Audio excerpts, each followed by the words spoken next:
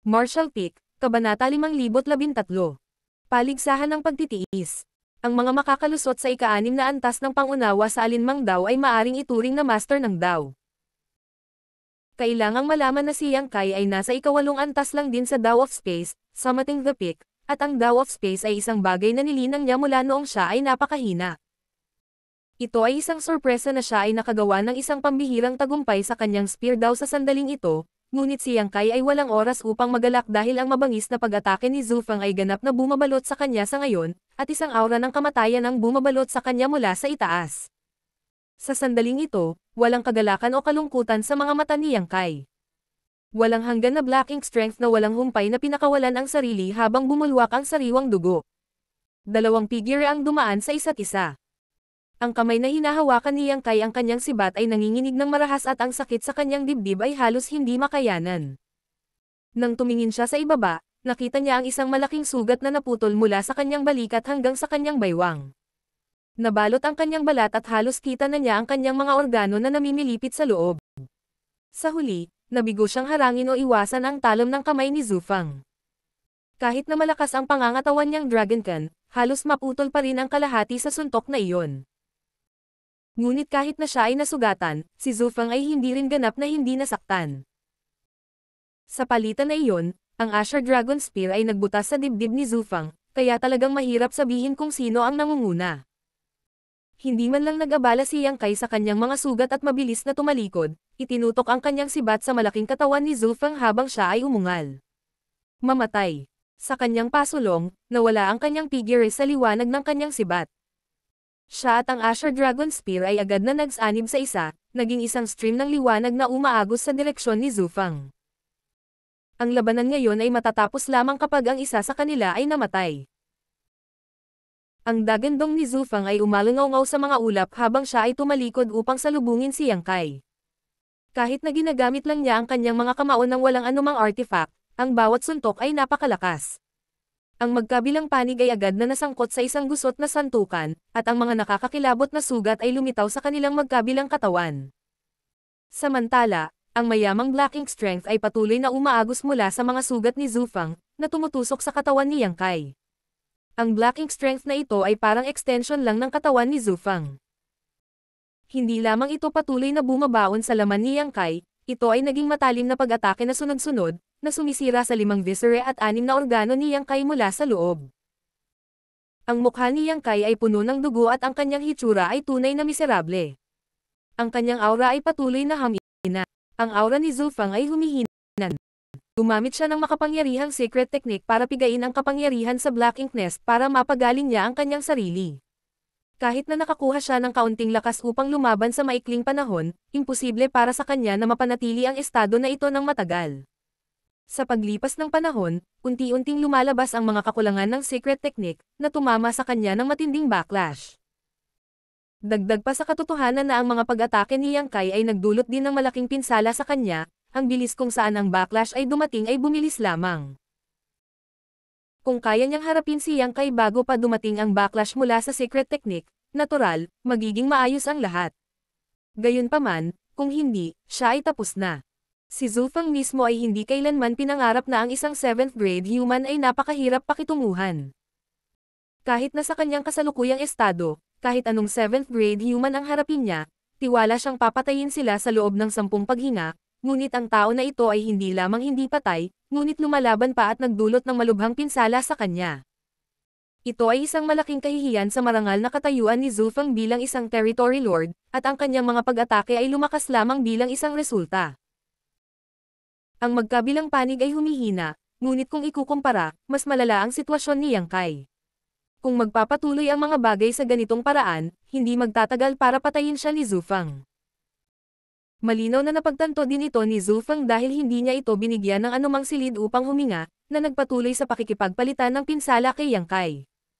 Paulit-ulit na umatras si Yang Kai. Ang dugo ay kumukulo sa kanyang lalamunan habang paulit-ulit niyang pinipiga ang kapangyarihan ng kanyang miniature universe para makipaglaban hanggang sa kamatayan. Gayunpaman, ang kanyang pagtutol ay masyadong mahina sa harap ng kahangahangang lakas ng kalaban. Ang oras na ginugol niya sa pakikipagpalitan ng suntok kay Zufang ay hindi nagtagal, ngunit ito ay malinaw na ang World Force sa loob ng kanyang miniature universe ay malapit ng matuyo. Ang ganitong sitwasyon ay hindi pa nangyari noon simula noong si Yang Kai ay umakyat sa Heaven Opening Realm. Ang pamana ng kanyang miniature universe ay mas malaki kaysa sa kanyang mga kapantay. Sa katunayan, kung ang labanan ay hindi masyadong mabangis, kung gayon kahit na ano, ang kapangyarihan sa kanyang miniature universe ay hindi matutuyo. Gayunpaman kapag ang isang miniature universe ay tumakbo ng walang laman, walang world force na gagamitin, at ang kanyang Heaven Opening Realm cultivation ay magiging isang dekorasyon lamang. Kahit na may trump card pa rin si Yang Kai, iyon na ang huli niya. Sa sandaling nilero niya ang card na iyon, kailangan niyang magdesisyon sa laban, kung hindi, mamamatay sila ni Bai Yi dito ngayon. Kaya, nang walang angkop na pagkakataon, at bago siya umabot sa isang tunay na desperado na punto, hindi kailanman lalaruin ni Yang Kai ang kanyang huling baraha. Naisipan niyang gamitin muli ang Purifying Light, ngunit sa tindi ng kanilang laban, ang maikling pagkaantala na kakailanganin niya para makondense ang sapat na Purifying Light ay magiging isang pagkakataon para samantalahin ni Zufang. Sa harap ng galit na pag-atake ni Zufang, nahihirapan lang si Yang Kai na kumapit at maghintay ng tamang pagkakataon.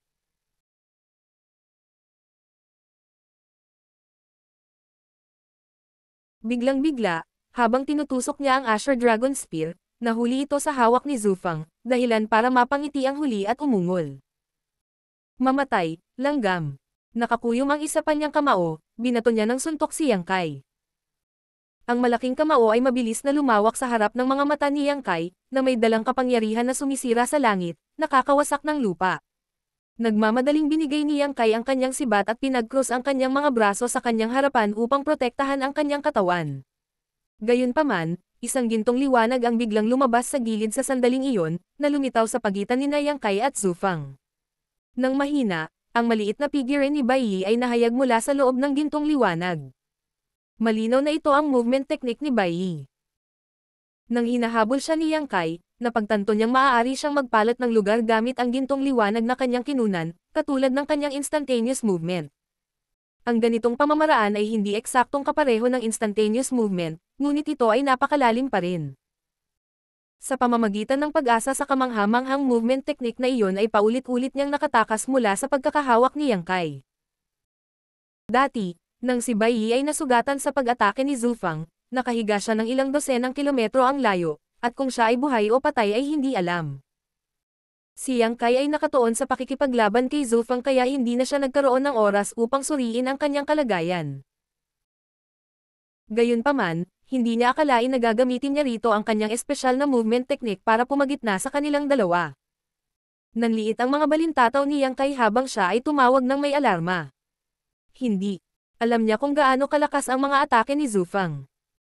Sa pag-asa sa kanyang matibay na Dragonkin na pangangatawan ay halos hindi pa rin niya mapigilan hanggang ngayon, ngunit kung ang isang suntok na tulad nito ay tatama kay Bai Yi, tiyak na mamamatay siya. Walang ideya si Yang Kai kung bakit lilito si Bai Yi sa sandaling ito, ngunit malinaw na gusto niyang gamitin ang sarili niyang katawan bilang isang kalasag para makuha ang hindi mapigil ang suntok para sa kanya. Inabot niya si Bai Yi, ngunit huli na ang lahat. Ang malaking kamao ni Zufang ay tumama sa maliit na figure ni Bai Yi kaya malinaw na narinig ni Yang Kai ang mga tunog ng mga buto na nabali ng sunod-sunod. Sa sandaling malapit na siyang tamaan, iginuhit ni Bai Yi ang kanyang longbow, at isang feathered arrow sa anyo ng isang pares ng nakabukang pakpak ang pumasok sa dibdib ni Zufang. Sabay na umalangaw-ngaw ang dagandong ni Zufang at ang mahinang ungol ni Bai Yi.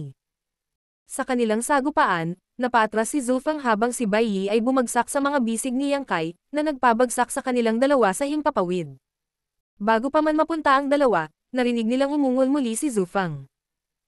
Ang Asher Dragon Spear na inagaw niya kay Yang Kai ay naging isang sinag ng liwanag na diretsyong bumaril para kina Yang Kai at Bai Yi, na halos agad na naabot sa kanila. Ang pag-atake na ito ay napakalakas na ang espasyo ay napunit sa likuran nito. Kung matamaan sila nito, kahit na ang Dragonkin na katawan ni Yang Kai ay mabubutas.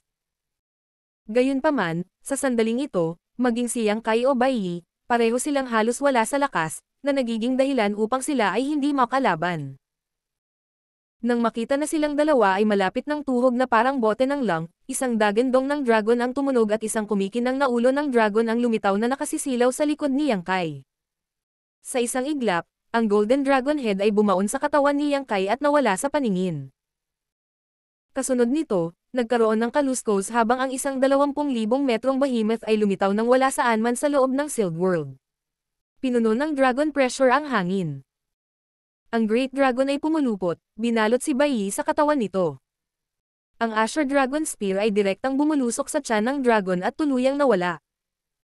Sa sugat, lumipad palabas ang Dragon Scales, at ang matinding sakit na kinuha ng dakilang dragon ay naging dahilan upang ibalik nito ang ulo nito at nagpakawala ng malungkot na dagandong. Si Yang Kai ay nagdusa ng matinding sugat, ngunit ang buhay ni Bai Yi ay nailigtas. Ang Great Dragon ay biglang lumingon, at ang higanteng Dragon Eyes nito ay nanlilisik sa direksyon ni Zhu Fang. Sa sumunod na sandali, umindayog ang dragon at ang mabangis na ulo ng dragon nito ay sumugod kay Zhu Fang. Noong una, nagulat si Zhu Fang nang maramdaman niya ang nakakatakot na dragon pressure. Kahit ang sakit ng sugat na ibinigay ni Bai Yi sa kanya ay nakalimutan na. Kahit na alam ng Black Ink Clan ang pagkakaroon ng Dragon Clan, hindi pa nila ito nakatagpo sa Black Ink Battlefield. Gayunpaman, narinig nila ang isang Great Dragon na nagpapakita ng sarili sa kanilang pag-atake sa humans sa Blue Sky Pass.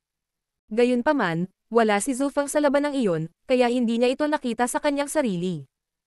Hindi niya inaasahan na makikita niya ito ngayon. Nangangahulugan iyon na ang tao na ito ay hindi tao, ngunit sa halip ay isang Great Dragon na lumabas sa Blue Sky Pass. Nahaharap sa singil ng isang Great Dragon, umungal si Zhu Fang at hinarap ito ng direkta. Ang kanyang figure ay tila napakalaki at matangkad sa paningin ng mga ordinaryong tao. Gayunpaman, siya ay kasing liit ng langgam sa mukha nitong Great Dragon. Gayunpaman, ang lakas ng isang tao ay hindi kailanman natutukoy sa kanilang sukat lamang. Naramdaman ni Zhu Fang na siya ay kasalukuyang sapat na malakas upang patayin ang Great Dragon na ito, kaya hindi siya nagpatinag. Gayunpaman, nang mag-away sila, napagtanto ni Zhu Fang na minamaliit niya ang kanyang kalaban. Isang nakakatakot na puwersa ang bumagsak sa kanya, at si Zhu Fang ay tumagal lamang ng isang saglit bago siya naipit sa lupa ng isang malaking dragon claw. Isang napakalaking bunganga na umaabot ng ilang dosenang kilometro ang lumitaw sa lupa, na may maraming malalalim na bitek na lumalawak mula rito. Hindi napigilan ni Zhu Fang ang mabangis na kapangyarihan ng kanyang kalaban. Galit na galit si Zhu Fang. Kung hindi siya nasugatan, natural na makakayanan niya ang ganitong dami ng hilaw na puwersa. Gayunpaman, pagkatapos ng maraming pinsalang natamo niya noong nakaraang laban, at ang rurok na naabot niya sa pamamagitan ng paggamit ng sakripisyo na secret technique na iyon ay nawawala rin, ang kanyang lakas ay mabilis na humihina na nagbigay daan sa kanya na mapaupo sa lupa sa kahihiyan. Nagpumiglas siya ng husto, sinusubukang palayain ang sarili mula sa mga hangganan ng Dragon Claw. Gayunpaman, bahagyang bumagsak ang ulo ng Great Dragon at ibinuka nito ang nakakatakot na malaking bibig nito, nagbuga ng isang subo ng Dragon Breath na bumalot kay Zhu Fang. Ang Dragon Breath ay tumagos sa katawan ni Zhu Fang at nagbukas ng mga sugat sa buong katawan niya na parang agos ng mga talam, na naging sanhi ng pagtalsik ng tinte itim na dugo. Sa isang nagngangalit na dagandong, inilabas ni Zhu Fang ang kanyang kamao, tinamaan ang higanteng dragon ng mabangis na kapangyarihan. Sa isang iglap, ang mga dragon scales ay ipinadala na lumilipad sa himpapawid habang ang isang kakilakilabot na gouge ay lumitaw sa higanteng dragon na hindi makakabawi sa loob ng mahabang panahon. Isa na ngayong kompetisyon upang makita kung sino ang makakalampas sa isa pa. May bakas ng sakit sa mga mata ng Great Dragon, pati na rin ang bahagyang pag-aalangan. Gayunpaman, ang mga mata na iyon ay naging matatag. Isang bilog na butil ang biglang lumitaw sa gitna ng Dragon Breath na patuloy na ibinuga. Ang bilog na butil, na nakabalot sa Dragon Breath, ay hindi gumalaw ng napakabilis. Maaari pa nga itong ilarawan na napakabagal habang unti-unti nitong idiniin si Zhu Fang, na nakaipit sa lupa. Martial Peak, Kabanata 5014. Dragon Bead. Si Zhu Fang, na hindi nagpanik kahit na siya ay naipit sa lupa ng Great Dragon, ay likas na nakaramdam ng takot na tumaas sa kanya sa sandaling makita niya ang bilog na butil. Ang bilog na butil na dumidiin sa kanya ay nagbigay ng lubhang mapanganib na pakiramdam, isa na hindi lamang ilusyon, ngunit isang tunay na banta sa kanyang buhay. Nang walang pag-aalinlangan, agad na itinuro ni Zhu Fang ang kanyang galit na pag-atake sa katawan ng Great Dragon sa bilog na butil. Sa sumunod na sandali, may nangyari na ikinagulat ni Zufang. Kahit na anong atake ang ibato niya sa bilog na butil, hindi niya ito mapagalaw kahit kaunti, pati na rin ang pagtigil sa pagbaba nito. Ito ay tila isang saglit, ngunit din tulad ng milyon-milyong taon. Nang dama po ang bilog na butil kay Zufang, agad na bumagsak ang kanyang dibdib at walang pidgel na pagtalsik ng tinte itim na dugo mula sa kanyang lalamunan. Ang marahas na kapangyarihan ay bumalot sa kanyang mga paa at buto, humahabi sa kanyang katawan at nagdulot ng kalituhan sa loob. Kasabay nito, ang Great Dragon ay umungal din sa sakit. Ang 20,000 metrong katawan nito ay biglang lumiit at bumalik siyang kay sa anyo ng tao, sabay kuha ng bilog na butil sa kanyang bibig gamit ang malakas na puwersa ng pagsipsip. Kung wala ang Dragon Claw para pigilan siya, malaya na muli si Zufang. Sa pagtitiis sa sakit na nananalasa sa kanyang katawan, bigla siyang sumuntok. Si Yang Kai, na nahihilo pa rin at hindi makapagpatatag ng kanyang sarili ay hindi handa para sa suntok na ito at pinalipad, dumura ng isang subo ng gininto ang dugo habang siya ay bumagsak sa hangin, ang kanyang aura ay naging lubhang mahina. Sa sandaling ito, malapit nang mapagod si Yang Kai, hindi pa banggitin ang katotohanang naipit niya ang bawat huling patak ng pamana mula sa kanyang miniature universe. Tungkol naman sa bilog na butil na iniluwa niya kanina, iyon ay ang kanyang sariling Dragon Bead. Noon, sa kailaliman ng Shattered Heaven, sa Divine Spirit Ancestral Land, nang si Yang Kai ay umunlad mula sa isang Dragonkin tungo sa isang True Great Dragon, isang Dragon Bead ang nadikit sa kanyang katawan, na nagkristal mula sa diwa ng Dragon Bloodline at sa kanyang Divine Dragon Source. Ito ay ang simbolo ng isang Great Dragon. Ang mga Great Dragon lamang ang may kakayahang lumikha ng True Dragon Bead. Ang butil na ito ay kapareho ng mga Monster Core na matatagpuan sa Monster Beast. Ang Monster Core ay ang pundasyon ng isang Monster Beast, at ang Dragon Bead ay ang pundasyon ng isang Dragon. Gayunpaman, ang isang Dragon Bead ay mas puro kaysa sa isang Monster Core sa mga tuntunin ng parehong kapangyarihan at kadalisayan. Kapag ang isang halimaw na hayop ay nakatagpo ng isang malakas na kalaban, ilalabas nito ang Monster Core at gagamitin ito sa pag-atake o pagtatanggol, gaya ng mga mula sa Dragon Clan. Ito ay isang simpleng pag-atake, ngunit isang napakalakas. Gayunpaman, mayroon itong mga kakulangan. Kapag tapos na, ang gumagamit nito ay magkakaroon ng malaking panganib, maging ito man ay para sa isang Monster Core o isang Dragon Bead. Kung ito ay mawawasak, agad nitong ilalagay sa panganib ang buhay ng isang tao, at sa pinakamasamang sitwasyon, direktang magreresulta sa kamatayan ng isang tao. Ito ang dahilan kung bakit hindi kailanman ilalabas ni Yang Kai ang kanyang Dragon Bead kahit anong uri ng kaaway ang kanyang kakaharapin. Pagkatapos ng lahat, siya ay isang master ng Dao of Space, kaya kung hindi niya matalo ang isang kaaway, maaari siyang palaging tumakas. Sa pagkakataong ito, gayunpaman, talagang napilitan siya sa isang desperado na sitwasyon. Ang sikreto ng Purifying Light ay nalantad na kay Zufang. Kung maaari, natural na kailangan siyang patayin ni Yang Kai dito para maiwasan ang mga problema sa hinaharap. Ang kapangyarihan sa loob ng kanyang miniature universe ay natuyo, kaya ngayon ang tanging kapangyarihan na natitira niyang gamitin ay ang kanyang Dragon Vein. Nahaharap sa isang malakas na kalaban tulad ni Zufang, ang pagpapakawala ng kanyang Dragon Bead ay ang pinakamalakas na barahan na kayang laruin ni Yang Kai. Sa katunayan, nagawang masaktan ng Dragon Bead si Zufang. Maging ang kanyang dibdib ay nabigo. Gayunpaman, ang mabilis na pag-atake ni Zufang ay nag-iwan din ng mga bitek sa Dragon Bead ni Yang Kai at halos masira ito sa mismong lugar. Higit pa rito, iyon ang huling trump card na mayroon si Yang Kai. Dahil nasira ang kanyang Dragon Bead, hindi man lang mapanatili ni Yang Kai ang kanyang Dragon Form. Naubos na niya ang kanyang mga pagpipilian at wala na siyang kapangyarihang lumaban. Sa laban na ito, siya at si Bai Yi ay natalo. Si Zufang ay nasugatan ng husto, ngunit hindi pa rin siya patay. Ang tanging magagawa ni Yang Kai ngayon ay magmadali at ilayo si Bai Yi dito. Kaya lang, wala siyang ideya kung magkakaroon siya ng pagkakataong iyon. Kahit papaano ay pinipilit ang sarili na tumayo, ang paningin ni Yang Kai ay malabo at ang kanyang ulo ay walang humpay na umiihip. Kahit na nakatayo siya doon, nanginginig siya para mapanatili ang kanyang kinatatayuan. Si Bai Yi ay nakahiga sa hindi kalayuan sa kanya. Natisod siya kay Bai Yi, at nang dumating siya sa tabi nito, sa wakas ay hindi na siya nakatitig pa at bumagsak ang ulo sa ibabaw niya. Ang bigat ng kanyang katawan ay naging sanhi ng pagbuhos ng maraming dugo mula sa bibig ni Bai Yi, at ang kanyang aura, na mahina na, ay naging mas mahina. Hinawakan ni Yang Kai ang kanyang braso at binaligtad, pinatong siya sa kanyang likod bago nagpupumilit na tumayo muli.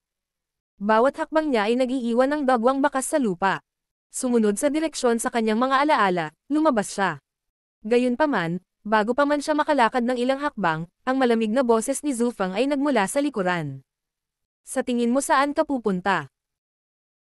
Hindi pinansin ni Yang Kai ang boses at desidido siyang magpatuloy sa pag-aalangan ng mga hakbang. Huwag mong isipin na kaya mo. Sigaw ni Zhu Feng sa malamig na boses habang ang kanyang aura ay mabilis na lumalapit kay Yang Kai. Malinaw na may intensyon siyang pigilan siya sa pagtakas, ngunit bago pa man siya makatapos ng pagsasalita, nagsimula siyang umubo ng marahas ng damaloy ang malaking dami ng dugong itim na tinta mula sa kanyang lalamunan.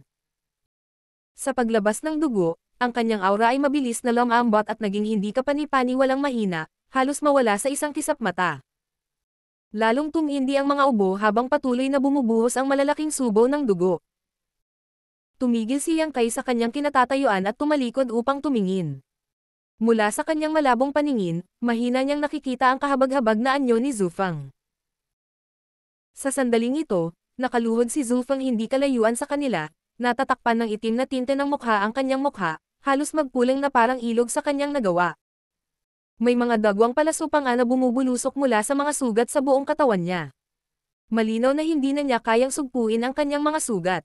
Haha! Gustong tumawa ni Yang Kai, ngunit ang tunog na lumabas sa kanyang lalamunan ay paus na parang sitsit. Talagang naabot na niya ang kanyang limitasyon. Naisip niya na ang tanging bagay na natitira para sa kanya ngayon ay ang pagtakas, ngunit sino ang nakakaalam na ang sitwasyon ay maaaring magbago ng hindi mahuhulaan. Ang mga tungkulin ng mandaragit at biktima ay nagpalit halos sa isang iglap. Ang backlash mula sa secret technique ni Zhu Feng ay sa wakas ay nagpakita ng buo.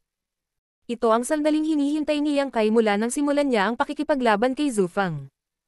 Sa katunayan, ang aura ni Zhu Feng ay patuloy na humihina sa lahat ng oras na ito. Kung hindi, walang paraan na maaaring tumagal si Yang Kai ng ganoon katagal. Gayunpaman, nagbayad pa rin si Yang Kai ng napakalaking halaga para pilitin ang pagkapatas na ito. Sa pinakahuling sandali, pinakawalan pa ni Yang Kai ang kanyang Dragon Bead, ngunit nasira ito at nawalan siya ng lakas upang magpatuloy sa pakikipaglaban. Sa kabilang banda, may natitirang enerhiya pa si Zhu Feng. Napagdesisyonan na ang mananalo, kaya kung hindi siya aalis, kamatayan na lang ang hinihintay niya. Sa katunayan, walang gaanong tiwala si Yang Kai na mailalabas niya rito si Bai Yi ng buhay. Kaya lang niyang subukan at ipaubaya ang natitira sa tadhana. Sa kritikal na sandali, ngumiti ang langit sa kanya nang tuluyang bumagsak si Zhu Feng. Marahil ito ay hindi lamang swerte. Ang desperadong welga ni Bai Yi, ang desperado na pagtatangka ni Yang Kai na ipatawag ang kanyang Dragon Bead, lahat ng iyon ay nadagdagan at nagpabilis sa pagsisimula ng backlash ng secret technique ni Zhu Feng.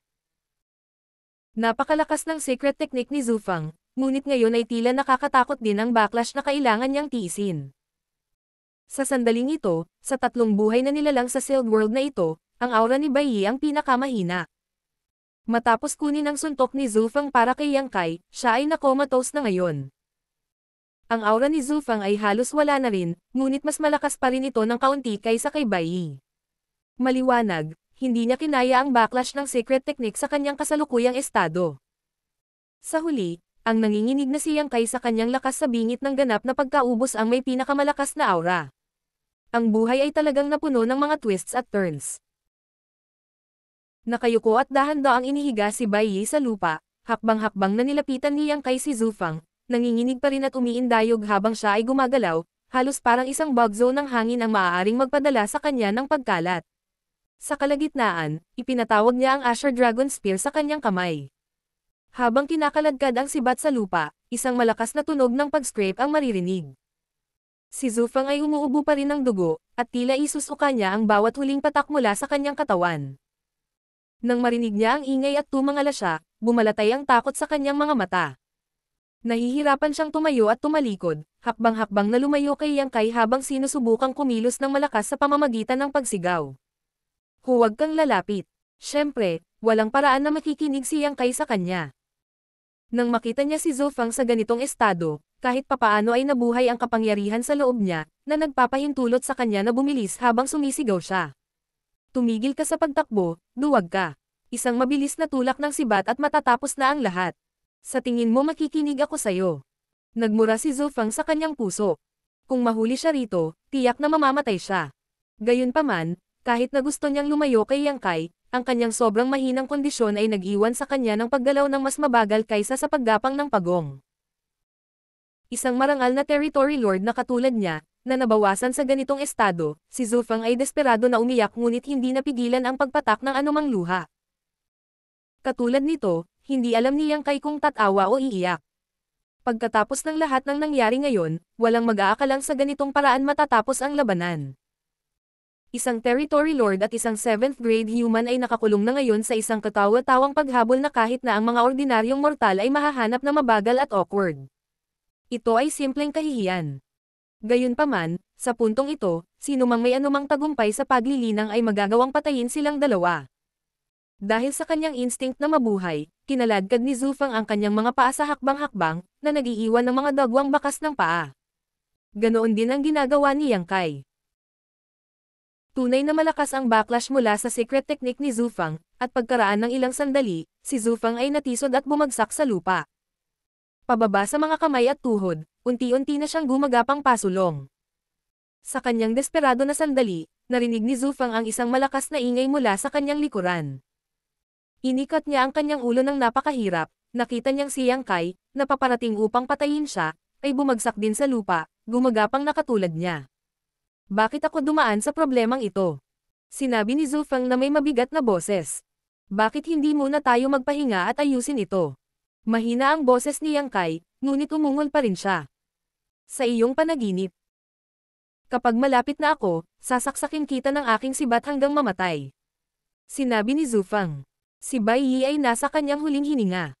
Bakit hindi mo siya puntahan? Huwag kang magsisi kapag namatay siya. Hindi natin si Yang Kai. Magtiwala ka, kung may natitira pa siyang hininga sa kanya, maibabalik ko siya. Hindi pa huli ang lahat kung papatayin muna kita. Malamig na ngumuso si Zhu Feng. Pareho tayong nasa parehong estado ngayon, hindi natin alam kung sino ang mamamatay at kung sino ang mabubuhay. Habang nagsasalita sila, ipinagpatuloy nila ang pagtulak ng kanilang mga katawan pasulong, ngunit sila ay gumagalaw sa parehong bilis. Ang distansya sa pagitan nila ay hindi tumataas o bumababa. Mula sa kung ano ang mga bagay, tila hindi makatotohanan para kay Yang Kai na maabutin si Zhu Feng. Napagtanto ito, biglang huminto si Yang Kai at tumingin sa harapan. Tumibok ang puso ni Zhu Feng. Kahit na wala siyang ideya kung ano ang ginagawa ni Yang Kai, mayroon siyang masamang premonition tungkol dito, at ang bilis niyang gumapang. Pagkaraan ng ilang sandali, ngumiti si Yang Kai. Nanalo ako. Pagkasabi nito, biglang bumukas ang portal ng kanyang miniature universe sa kanyang harapan, at sa sumunod na sandali, isang figure ang agad na lumabas. Ito ay isang matandang lalaki na may hawak na matalim na talon sa kanyang kamay. Natarante siya noong una siyang lumabas, tila medyo nahihilo, ngunit hindi nagtagal ay natagpuan niya ang kanyang target at sinugod si Zhu Feng gamit ang espada. Natigilan si Zhu Feng. Sa totoo lang, kahit na pagkatapos makipaglaban sa mga tao sa lahat ng mga taon na ito, hindi pa niya nakilala ang isang mahinang tao. Ang mga tao sa Black Ink Battlefield ay nasa 5th grade Heaven Opening Realm, ngunit ang matandang ito na lumitaw ng wala saan ay wala man lang sa Heaven Opening Realm. Ito ang Emperor Realm. Bilang isang territory lord, natural na maraming alam si Zhu Feng tungkol sa tao. Alam niya na ang Human Heaven Opening Realm ay pinaghiwalay sa 9th grade, at sa ilalim ng Heaven Opening Realm ay umiral ang maraming iba pang realms, ang pinakamalapit sa kanila ay ang Emperor Realm. Martial Peak, Kabanata 5015. Pumapatay ng elepante ang mga langgam. Narinig ni Zhu Feng ang tungkol sa Emperor Realm humans, ngunit hindi pa niya nakita ang isa sa kanyang sariling mga mata. Pagkatapos ng lahat, ang isang Emperor Realm human ay hindi kayang manatiling buhay sa Black Ink Battlefield. Pero may nakita siya ngayon. Kung ito ay anumang normal na araw, ang isang simpleng sulyap mula kay Zhu Feng ay sapat na upang maging sanhi ng isang mahinang langgam na sumabog at mamatay. Gayunpaman, siya ngayon ay malubhang nasugatan at dumaranas ng matinding pagsalungat mula sa kanyang secret technique. Siya ay ganap na wala sa lakas na dapat taglayin ng isang territory lord, kaya't kahit ang hitsura ng isang Emperor Realm human ay nagbabanta sa kanyang buhay. At, malinaw na ang Emperor Realm human na ito ay inilabas mula sa miniature universe ni Yang Kai. Ang matandang lalaki ay malinaw na nakatanggap ng mga utos mula kay Yang Kai, at sa sandaling siya ay lumitaw, hindi siya nag-atubiling iwagayway ang kanyang espada sa direksyon ni Zhu Fang. Namutla ang mukha ni Zhu Fang. Bahagya siyang nagpipigil ng huling hininga, iniluwa niya ang isang bibig ng tinte itim na aura na dumiretso sa matandang lalaki. Ang aura ay napakanipis, at medyo maliwanag na si Zhu Fang ay hindi na makakaipon ng anumang black ink strength mula sa kanyang katawan. Gayunpaman, walang pakialam ang matandang lalaki. Pinoprotektahan niya ang kanyang katawan sa pamamagitan ng kanyang lakas at gumalaw sa tinte itim na aura, naglazlas at nagpakawala ng isang sword wave. Ang kanyang espada ay tumama sa malaking leeg ni Zhu Fang. May malalim na sugat doon sa simula, kaya sa ilalim ng kapangyarihan ng espada, agad na lumawak ang sugat, napakalalim na halos makakita ng buto. Sumirit ang sariwang dugo mula sa lumalalang sugat sa isang iglap. Pagkatapos ng isang hampas na iyon, agad na napaatras ang matanda. Bumuo ng isang selyo ng kamay, tinapik niya ang kanyang sariling katawan ng ilang beses pagkatapos, nang walang salita, siya ay nahulog sa lupa. Bago mamatay, ang matandang lalaki ay tumingin sa direksyon ni Yang Kai, nahihirapang magsalita. Ancestor, ginawa ko na ang lahat ng aking makakaya. Bahagyang tumango si Yang Kai.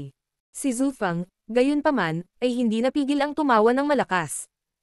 Kahit isang langgam ay iniisip na kaya niya akong patayin. Kakailanganin mo ng higit sa isa para dyan. Kahit na ang espada ng matandang lalaki ay nagtamo ng matinding sugat sa kanya, talagang hindi ito sapat para patayin siya. Ang sugat, kakilakilabot man ito ay tila, ay isa lamang sugat sa laman sa isang territory lord. Ang tanging ikinalulungkot ay pagkatapos nalaslasin siya ng langgam, tinatakan niya ang kanyang lakas at pinilit ang kanyang sarili na mawalan ng malay. Kung hindi, sa kanyang Emperor Realm cultivation, hindi niya kayang tiisin ang katiwalian ng Black Ink strength. Ilang paghinga lang bago siya mag-transform sa isang Black Ink disciple, at kapag dumating ang oras na iyon, magiging sandata siya para gamitin ni Zhu Fang laban kay Yang Kai. Gayunpaman, kung maglakas loob si Yang Kai na ilabas siya mula sa kanyang miniature universe, malamang na natanto niya ang posibilidad na ito at natural na hindi niya ito papayagang mangyari. Ang self-imposed na selyo ng matanda ay dapat na iniutos ni Yang Kai ng maaga. Humihinga si Zhu Fang, at bahagyang tumawa, ngunit saglit lang dahil nakita niya si Yang Kai na nakatingin sa kanya ng may panunuya at awa. Agad siyang nag-isip ng kung ano, huminga siya ng malamig na hangin at bamulong. Marami ka pa bang katulong? Ngumuso si Yang Kai. Mayroon akong libo-libo sa kanila. Humiga ka lang at tanggapin ang kamatayan. Pagkasabi nito, biglang bumukas muli ang portal sa kanyang miniature universe, at lumabas ang isa pang tao mula rito. Katulad ng matandang lalaki mula noon, ang lalaking ito ay nakarating lang din sa Emperor Realm. Kung tutusin, hindi man lang siya kasing lakas ng matanda noon. Katulad ng dati, sa sandaling lumitaw ang lalaking ito, sinugod niya si Zhu Fang at pinutol ang kanyang espada sa mismong sugat sa kanyang leeg, agad na lumaki ang sugat, na nag-iwan ng marka sa kanyang collarbone. Matapos matamaan ng isang beses, umatras ang lalaki at tinatakan ang sarili tulad ng hinalinhan niya, na agad na nawalan ng malay sa lupa. Pagkatapos, mula sa portal ng miniature universe, isa pang lalaki ang lumitaw. Napasigaw si Zhu Fang sa takot at gumapang pasulong sa kanyang mga kamay at tuhod. Talagang nararamdaman niya ngayon ang banta ng kamatayan. Ang One Emperor Realm human ay wala sa kanya, kahit dalawa ay hindi mahalaga. Gayunpaman, kung sila ay patuloy na darating ng sunod-sunod, maaga o huli ay mamamatay siya. Sa sapat na bilang sa kanilang panig, kahit ang mga langgam ay kayang pumatay ng isang elepante. Palaging natatawa si Zhu Fang kapag narinig niya ang kasabihang ito noong nakaraan, ngunit ngayon ay nararanasan na niya ito para sa kanyang sarili. Nakalulungkot, siya ang elepante na kinakagat hanggang sa mamatay ng mga langgam na ito. Isa-isang bumuhos ang mga tao mula sa miniature universe, lahat sila ay nasa Emperor Realm, at lahat sila ay may isang pagkakataon lamang na umatake, ngunit lahat sila ay tumama sa parehong lugar. Ang sugat ni Zhu Fang ay lumalala sa bawat tama, at ang kanyang leeg ay halos maputol. Nang lumabas ang ikalimang tao mula sa miniature universe ni Yang Kai, ang ulo ni Zhu Fang ay agad na humiwalay sa kanyang katawan nang bumaba ang kanyang espada, gamulong sa malayo. Mula sa sugat sa kanyang leeg, kaunting dugo lamang ang bumulwak ng tinte itim na dugo. Maliwanag, ang dugo sa katawan ni Zhu Fang ay halos natuyo na. Ang huling hiwa na pumatay kay Zhu Fang ay nagmula sa isang binata sa Third Order Emperor Realm. Bahagya siyang nagulat na natapos niya ang gawa sa isang hit, ngunit mabilis niyang pinatawan ang kanyang sarili. Bago siya nawalan ng malay, itinago niya ang kanyang kamao kay Yang Kai. Sa kabutihang palad, hindi ako nabigo sa aking misyon. Dahil doon ay bumagsak siya sa lupa.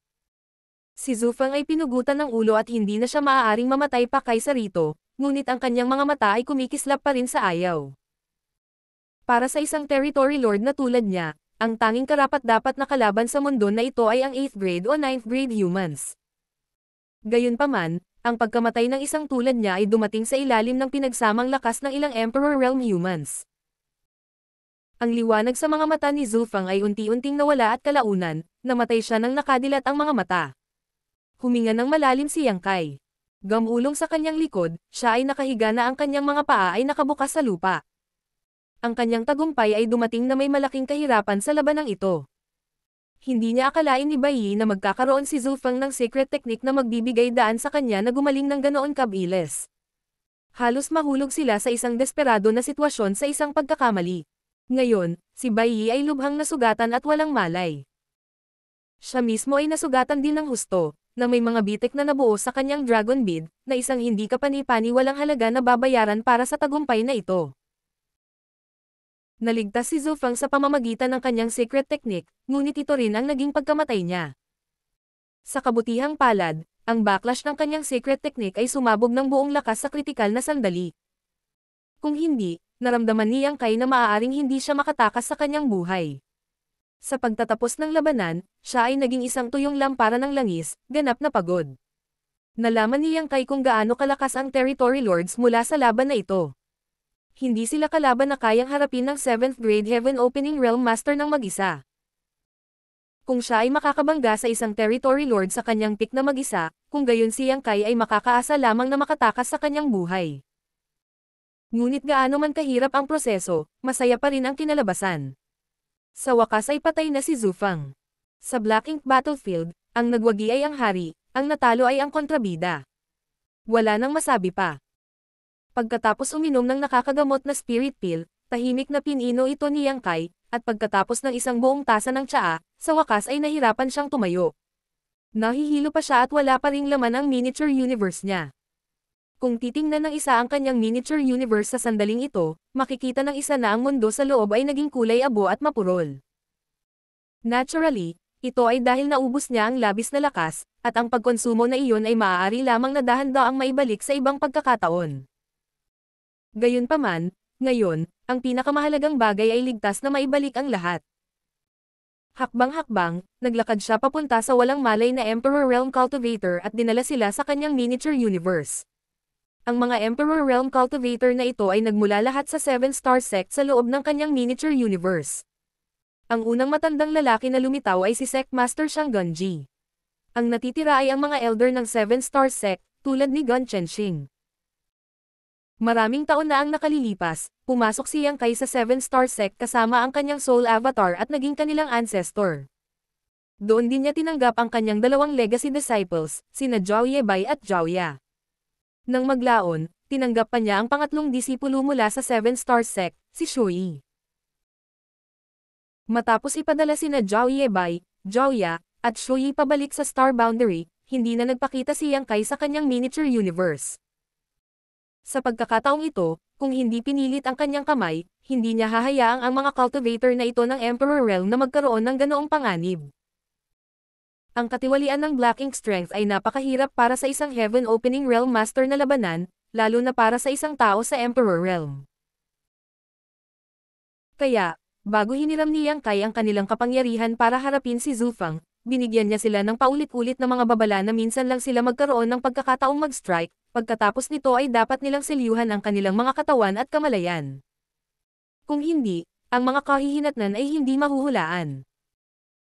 Ang Emperor Realm Cultivators ng 7-star sect ay napakamasunurin sa kanyang salita.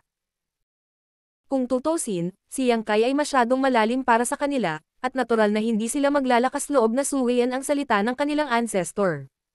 Ang bawat isa sa kanila ay gumawa lamang ng isang welga pagkatapos lumabas bago isara ang kanilang mga katawan at nawalan ng malay. Ito ang napatunayang tamang pagpili. Sa ngayon, Ang mga Emperor Realm Cultivator na ito ay napinsala na ng Black Ink Strength sa kanilang mga core at naging Black Ink Disciples. Kaya lang, lahat sila ay walang malay. Kung hindi, inatake sana nila si Yang Kai. Hindi nagtagal, dumating si Yang Kai sa binata na huling nagpakita. Ang kabataang ito ang naglatag ng isang mahusay na tagumpay na naghatid ng huling suntok na pugutan ng ulo ni Zhu Fang. Parang pamilyar sa kanya ang mukha ng kabataang ito. Nag-isip sandali si Yang Kai bago nakilala ang taong ito bilang Mao Feiping. Bahagya siyang nagulat. Ito ang maliit na sumapi sa 7-star sect kasama sina Zhao Yebai at Zhao Ya noon. Ngayon, naabot na niya ang 3rd grade Emperor Realm. Kung ito ay sasabihin, kung gayon ang kakayahan ni Mao Feiping ay napakahusay. Ang Emperor Qi sa kanyang katawan ay maingat ding nilinang. Kung hindi para sa kanya na naninirahan sa miniature universe ni Yang Kai sa lahat ng ito, maaari na niyang marating ang 5th grade Heaven Opening Realm sa ngayon batay sa kanyang kakayahan. Dahil sa tulong ng mga Emperor Realm Cultivator na ito na lumabas ngayon, ginawang tagumpay ni Yang Kai ang kabiguan. Marahil ay maaari niyang bigyan sila ng ilang mga payo at ipakita sa kanila ang daan patungo sa mas mataas na taas sa martial Dao. Matapos ibalik si Mao Feiping sa kanyang miniature universe, si Yang Kai ay nagmamadaling pumunta sa kinaroroonan ni Bai Yi. Si Bai Yi ay wala pa ring malay, at ang kanyang aura ay napakahina. Ang kanyang katawan ay may marka ng mga sugat at puno ng dugo. Lalong malala ang sugat sa kanyang balikat, nabamuka ang malaking bahagi ng kanyang dibdib. Ang sugat na ito ay natamo ng mahuli ni Zhu Fang ang kanyang feathered arrow at ibinato ito pabalik sa kanya. Pagkatapos, isinakripisyo niya ang kanyang sarili upang kumilos bilang isang kalasag, na pinoprotektahan si Yang Kai at napanatili ang isang direktang suntok mula kay Zhu Fang na nakabali ng malaking bilang ng mga buto sa kanyang katawan. Ang mga sugat na ito ay halos nakamamatay, kahit para sa isang 7th grade master tulad ni Bai Yi. Kung hindi siya nakatanggap ng tulong, maaari siyang mamatay dito. Siya ay walang malay sa lahat ng ito, at matagal na rin siyang napinsala ng Black Ink Strength. Katulad ng mga Emperor Realm Cultivator noon pa man, naging Black Ink Disciple siya. Unang ginamit ni Yang Kai ang Purifying Light para alisin ang Black Ink Strength sa loob ng kanyang miniature universe. Noon lamang niya ginamit ang kanyang Toe-Earring Evergreen Divine Manifestation. Ang ilusyon na multo ng Immortal Tree ay agad na lumitaw sa likuran ni Yang Kai, ang mga sanga nito ay bumababa, na bumubuo ng kalahating bilog ng proteksyon, na nagpapahintulot sa mayamang sigla na Dam Alloy palabas at Bomb Alot kay Bai Yi. Pagkatapos ay kumuha si Yang Kai ng ilang spirit pills at ibinuka ang bibig ni Bai Yi, ibinuhos ang mga ito at pagkatapos ay ginamit ang kanyang kapangyarihan upang tulungan itong pinuhin ang mga ito. Kahit na ang Sealed World ay puno ng Black Ink Strength, medyo ligtas ito. Kung tutusin, ito ang nakatagong base ni Zhu Fang, kaya walang pag-aalala na abalahin sila ng iba. Sa kombinasyon ng spirit pills at Toe-Earring Evergreen, unti-unting nabawi ni Bai Yi ang kanyang sigla, at nagsimula na ring maghilom ang mga sugat sa kanyang katawan. Ito ay pareho para kay Yang Kai. Ang bilis ng kanyang paggaling ay mas malaki kaysa kay Bai Yi dahil siya ay may dragon na pangangatawan, kaya ang kanyang mga kakayahan sa pagpapanumbalik ay palaging mas malakas kaysa karaniwan.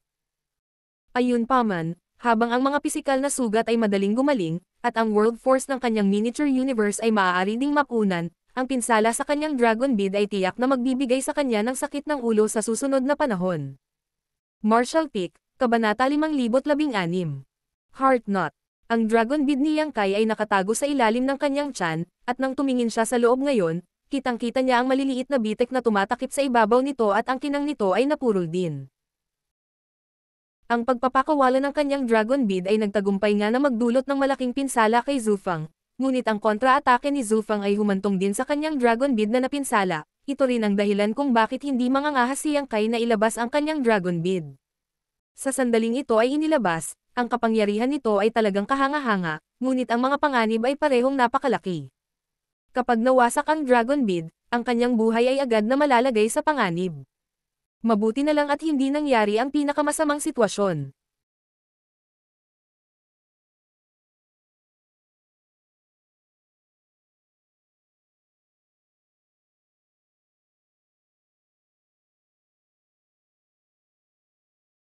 Gayunpaman, ngayong nasira ang kanyang Dragon Bead, si Yang Kai ay may malabo na pakiramdam na hindi niya magagamit ang kanyang Dragon Transformation anumang oras sa lalong madaling panahon, lalo na kung ipagpalagay ang kanyang Great Dragon Form. Nagtagal siya sa Crystal Palace ng Dragon Clan sa loob ng Ancestral Land ng Divine Spirit. Sa panahon ng kanyang pag-iisa roon, kasunod ng pagpino ng kanyang kadalisayan ng bloodline, nagising din ni Yang Kai ang ilan sa kanyang Dragon Clan inheritance at alam na kapag nasira ang isang Dragon Bead, napakahirap itong ayusin. Kailangan itong dahan-daang pangalagaan gamit ang kapangyarihan ng sariling Dragon Vein, at ito ay isang mabagal na proseso na hindi maaaring madaliin. Kaya, habang ang problema sa kanyang Dragon Bead ay hindi malaki para kay Yang Kai sa ngayon, hindi rin ito maliit. Dahil maaari lamang siyang umasa sa kapangyarihan ng sarili niyang Dragon Vein para ayusin ito, walang saysay na makaramdam ng pagkabalisa. Habang patuloy na ginagawa ng Tol-Earing Evergreen Divine Manifestation ang trabaho nito, nalulanghap ni Yang Kai ang isang bundok ng Heaven Opening Pills bago kumuha ng isang set ng mga mapagkukunan upang tahimik na pinuhin at palitan ang kanyang naubos na World Force. Pagkaraan ng 2 o 3 araw nito, ang mga pilikmata ni Bai Yi ay biglang pumutok, at iminulat niya ang kanyang mga mata na may bahagyang hirap na ungol. Ikaw ay gising. Nang mapansin ang kanyang mga galaw, mabilis na binuksan ni Yang Kai ang kanyang mga mata para tingnan siya. Malubha ang mga sugat ni Bai Yi, at kahit na tinulungan na siya ni Yang Kai na makabangon mula sa ilan sa mga ito, isa lamang siyang panlabas na tulong sa huli. Isang magandang balita na siya ay nagising ng mag-isa. Ngayon, mas mabilis siyang makaka-recover kung tututukan niya ang pagpapagaling sa sarili. Mukhang taranta pa rin si Bai Yi, ngunit hindi nagtagal ay naalala niya ang nangyari bago siya nawalan ng malay at nagulat. Nasaan ito? Nasaan si Zufang? Ipinaliwanag ni Yang Kai. Nasa hideout pa rin kami ni Zufang, at patay na siya. Pagkasabi niya nun, tinuro niya yung gilid. Lumingon si Bai Yi at nakita ang malaking katawan ni Zufang na nakahandusay sa lupa sa di kalayuan, humiwalay ang ulo niya rito. Nanlaki ang mga mata sa kanyang malaking ulo habang nakatingin ng diretsyo sa kanilang direksyon, halos parang gusto niya silang titigan kahit sa kamatayan. Hindi napigilan ni Bai Yi na mabigla na si Zufang ay talagang namatay. Bago mawalan ng malay, ang kapangyarihan ni Zufang ay malapit pa rin sa pinakamataas nito. Kahit na nasaktan din siya sa pinagsamang pagsisikap ni Yang Kai at ng kanyang sarili, ang isang Territory Lord ay hindi pa rin isang nilalang na matatalo ng 2 7th Grade Masters sa isang labanan. Akala niya ay hindi sila makakatakas sa kamatayan ni Yang Kai, ngunit sino ang nakakaalam na madyay gising siya para makita ang walang ulong bangkay ni Zufang. Wala siyang ideya kung ano ang nangyari matapos siyang mawalan ng malay, ngunit alam niya na ito ay isang kamangha-manghang labanan. Iniligtas ba ako ni Senior Brother? Tanong ni Bai Yi. Hindi napigilan ni Yang Kai na matawa. Walang ibang tao dito maliban sa iyo at sa akin. Natural, ako ang nagligtas sa iyo. Si Bai Yi ay may masalimuot na tingin sa kanyang mga mata bago siya bumantong hininga. Hindi na kailangang iligtas ako. Kumunat ang noo ni Yang Kai sa kanyang sinabi. May isang bagay na hindi tama sa pangungusap na iyon, ngunit pagkatapos na huminto sandali, sinabi lang niya. Una, pagalingin mo ang iyong mga sugat. Malubhang nasugatan ka, kaya kung hindi ka tumutok sa pagbawi, maaari kang magdusa sa matagal na panganib sa hinaharap. Bahagyang tumango si Bai Yi at nagpumiglas na umupo ng naka-cross-legged, tahimik na nagpapalipat-lipat ng kanyang lakas. Nagkaroon ng katahimikan sa loob ng sealed world ng ilang sandali habang ginagamot ng dalawa ang kanilang mga sugat at naibalik ang kanilang lakas. Sa pagpapalusog at pagprotekta sa kanila ng Tol-Earing Evergreen, hindi makakapasok kahit kaunti ang nalalabing Black Ink strength sa kanilang posisyon. Lumipas ang isa pang 8 araw, at sa wakas ay gumaling na si Yang Kai. Ang mga pinsala sa kanyang pisikal na katawan ay karaniwang gumaling, at ang kawalan ng laman sa loob ng kanyang miniature universe ay medyo napunan din.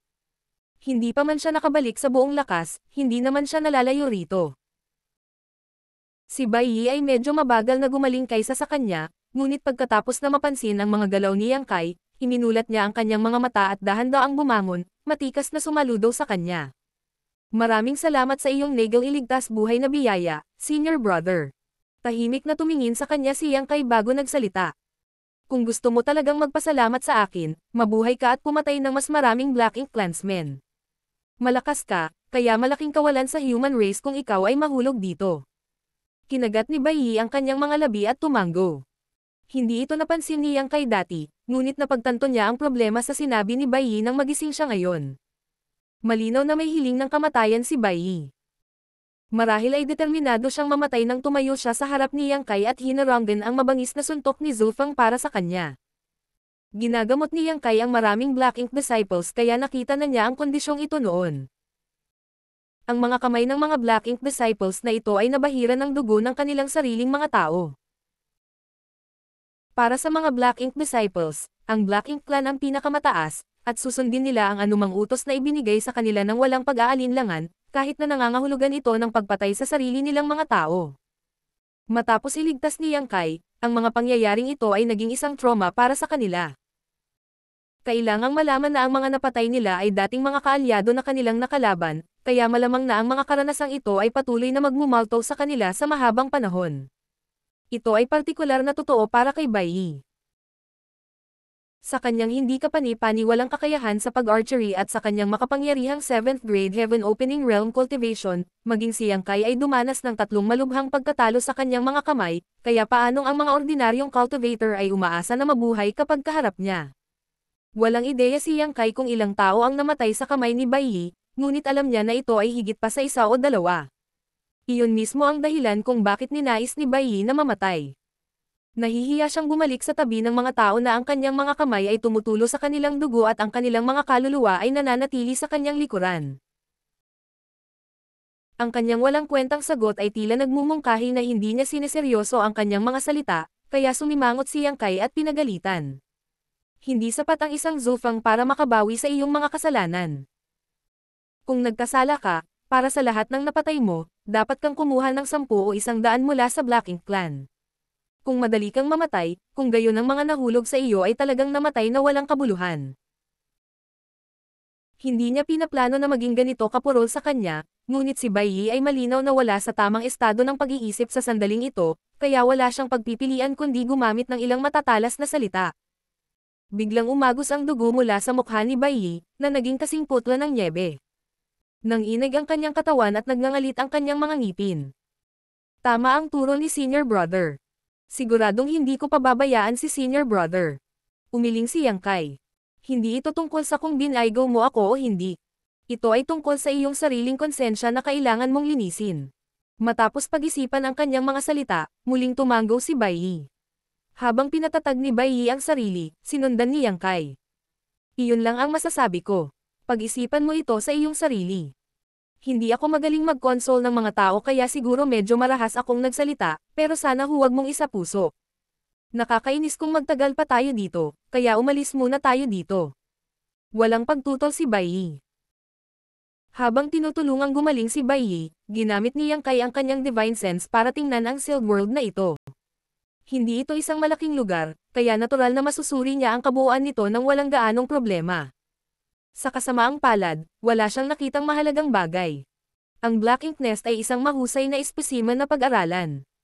Gayunpaman, pagkatapos gamitin ni Zufang ang kanyang secret technique, ito ay ganap na nalanta at nagkahiwa-hiwalay, na naging walang silbi. Ilang saglit lang, nakarating na silang dalawa sa exit na hinarangan ng kung anong secret technique. Gayunpaman, hindi ito naging problema para kay Yang Kai. Gamit ang Space Principles, binuksan niya ang World Barrier para makaalis silang dalawa. Sa sandaling bumalik sila sa kawalan, agad na tiningnan ni Yang Kai ang kanyang paligid, ngunit walang nakitang kakaiba. Halos 1 buwan na mula nang mawalay siya sa Dawn Squad, kaya natural na nagtaka si Yang Kai kung kumusta na sila.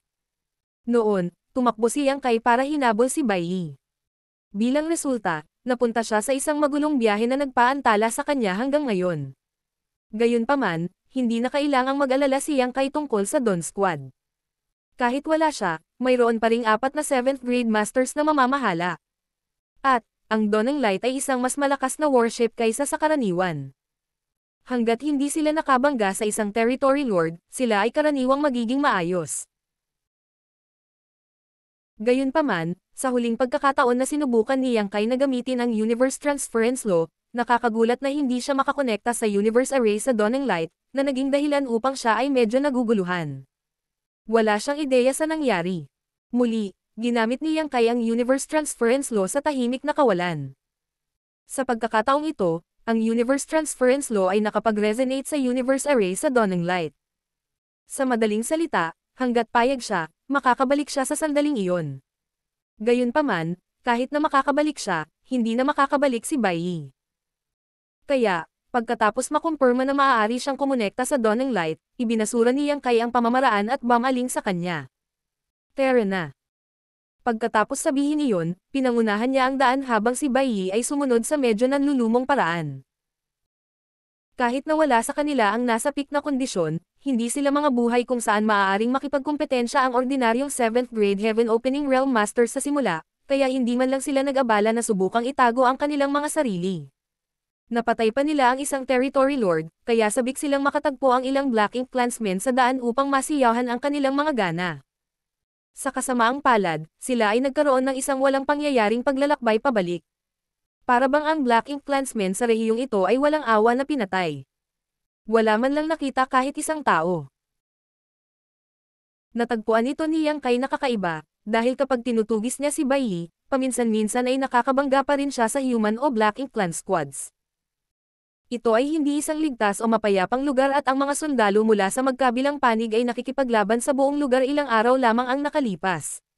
May isang bagay na malinaw na hindi tama tungkol sa kasalukuyang sitwasyon. Tila may malaking nangyari sa rehiyong ito noong panahong sila ni Bai Yi ay nasa pugad ni Zhu Feng. Napagtanto ito, pinabilis ni Yang Kai ang kanyang bilis. Pagkalipas ng ilang araw, nakita ang asteroid kung saan matatagpuan ang 4th Forward Base, at pinamunuan ni Yang Kai si Bai Yi diretso dito. Natural na may mga human masters na hamarang sa kanila upang tanungin sila, pinayagan lamang silang makapasa pagkatapos makilala ni Yang Kai ang kanyang sarili. Dirdiretsong lumipad si Yang Kai patungo sa kampo ng Dawn Squad at isang figure ang sumugod palabas mula sa loob ng isa sa mga kubo makalipas ang ilang sandali. Si Feng Ying iyon. Nagliwanag ang mga mata ni Feng Ying nang makita niya si Yang Kai at nakahinga siya ng maluwag. Squad leader, nakabalik ka na sa wakas. Natural na medyo nag-aalala sila nang matagal na hindi nagpakita ng mukha si Yang Kai. Wala silang ideya kung may nangyari sa kanya. Dahil si Yang Kai ay isang espesyal na miyembro ng human race, kung gayon ang pagkawala na kanilang mararanasan ay mas malaki kaysa sa pagkawala ng isang 8th grade master kung siya ay mamatay. Tumanggo si Yang Kai at tumingin sa kanya na nagtataka. Nasaktan ka ba? Ang aura ni Feng Ying ay nagpakita ng ilang senyales ng kawalang tatag, na isang malinaw na senyales na siya ay nasugatan. Ito ay walang masyadong mahalaga. Casual na ngumiti si Feng Ying. Ang kanilang pag-uusap ay nakakuha ng atensyon ng higit pa sa mga miyembro ng Dawn Squad. Isa-isa silang lumabas mula sa retreat at tuwang-tuwa silang makita si Yang Kai. Ngunit bagaman naroon ang lahat ng 35 miyembro ng Dawn Squad, karamihan sa kanila ay nasugatan, lalo na ang 7th grade masters na tila nasa malubhang kondisyon. Nagulat si Yang Kai sa tanawing ito. Nagtataka kung ano ang naranasan ng Dawn Squad nang wala siya, hindi niya maiwasang magtanong. Mayroon bang magandang labanan sa Black Ink Clan?